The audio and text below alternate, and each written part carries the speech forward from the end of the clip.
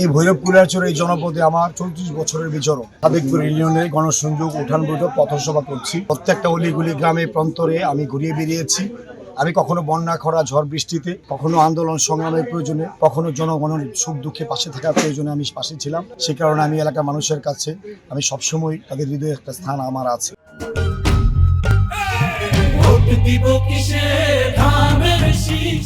আগামী নির্বাচনে 12 তারিখের নির্বাচনে আমি বিশ্বাস করি ভৈরব অঞ্চলের মানুষ যেহেতু জনগণের ভোটের অধিকার ফিরে এসেছে, তারা আমাকে ধানের শেষে ভোট দিয়ে বিজয়ী করবে। ইনশাল্লাহ আমি অনেকগুলো পরিকল্পনা নিয়ে আমি কাজ করছি। যদি আল্লাহ আমাকে সুযোগ দেয়, ভৈরব শহর রক্ষা বাস সহ বিশেষ করে ভৈরবের এই আমার তরুণ প্রজন্ম, যুবক ছাত্র সমাজের জন্য আমি একটা বিশ্ববিদ্যালয় প্রতিষ্ঠা করতে চাই, বিজ্ঞান ও প্রযুক্তি বিশ্ববিদ্যালয়, যাতে এলাকার মানুষ উচ্চশিক্ষার জন্য বাইরে কোথাও যেতে না হয়। এছাড়াও এখানে শিল্পায়ন বা চাকরির কর্মসংস্থানের সুযোগের জন্য একটা স্পেশাল ইকোনমি জোন হতে পারে।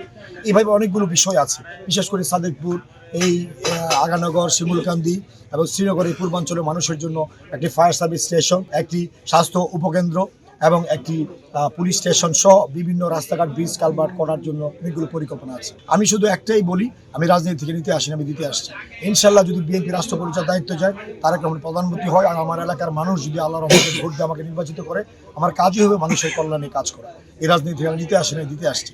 আমি এবার প্রত্যেকটা মানুষের কাছে একটাই আবেদন, আমাকে একটিবারের জন্য আল্লাহর রাস্তায় কাজে লাগান।